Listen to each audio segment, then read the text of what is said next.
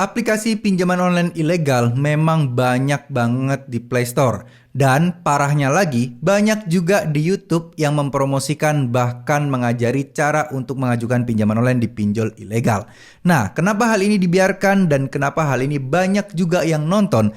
Ternyata kalau saya pelajari, banyak juga orang-orang yang memang sengaja ingin mengajukan uang atau mengajukan pinjaman di pinjol ilegal, tapi dengan sengaja untuk tidak usah dibayar. Nah, ini yang membuat konten-konten atau mungkin tutorial tentang atau review tentang aplikasi pinjaman online ilegal itu sangat rame dan sangat banyak di pasaran. Dan bahkan perlu kalian ketahui, ketika sebuah channel YouTube membahas tentang pinjol ilegal, di situ pasti akan selalu banyak penontonnya dan bayarannya sangat besar. Jadi YouTuber tersebut akan mendapatkan penghasilan yang sangat-sangat luar biasa gede banget dengan konten dari pinjol ilegal tersebut. Kenapa? Karena kita tahu lah ya, aplikasi pinjol yang legal pengen ngiklan di YouTube itu kan tentu akan menarget orang-orang yang mencari pinjol ilegal. Tujuannya buat apa sih?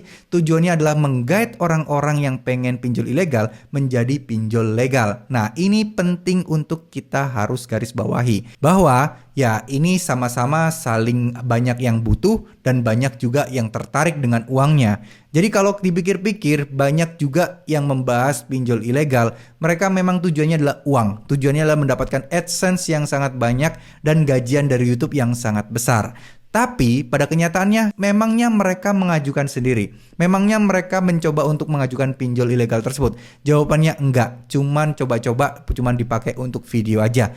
Mau itu cair atau enggak, itu urusan belakang.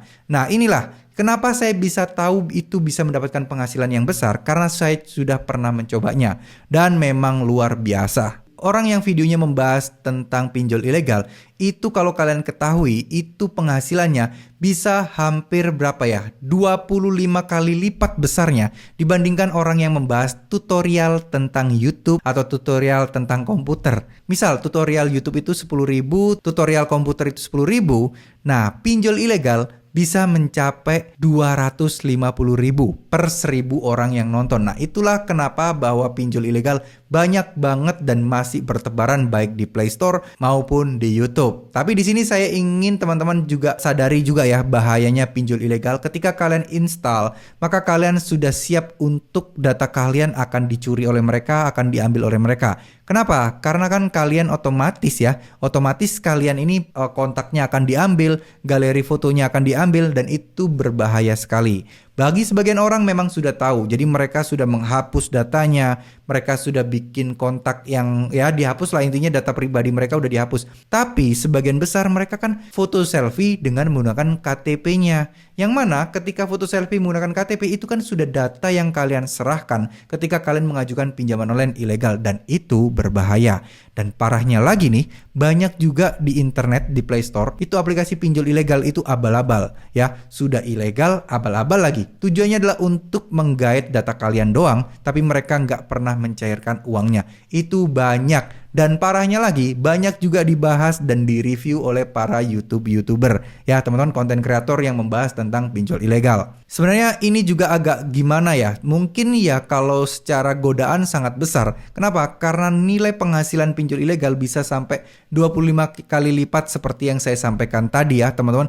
Jadi itu merupakan angka yang luar biasa. Tapi kembali lagi, buat teman-teman jangan coba-coba. Teman-teman nggak boleh iseng untuk install pinjol ilegal. Sayang HP kalian, sayang data kalian, sayang kontak HP kalian. Nanti kalau udah diambil, nanti kalau udah dimanfaatkan, mungkin disalahgunakan, kalian pasti akan nyesel karena kalian mengirimkan data pribadi kalian ke aplikasi pinjol tersebut. Padahal kan niat kalian cuma iseng dan coba-coba ya.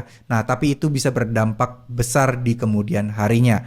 Ya, jadi usahakan teman-teman untuk terus menghindari aplikasi pinjol ilegal. Jangan coba-coba nonton video tentang pinjaman pinjol ilegal. Karena apa? Karena itu adalah godaan. Siapa yang enggak ya, teman-teman, dapat minjem uang tapi enggak usah dibayar. Nah, itu tentunya akan menjadi penawaran yang menggiurkan, tapi sangat-sangat berbahaya. Sekali lagi saya ingatkan, hindari pinjol ilegal.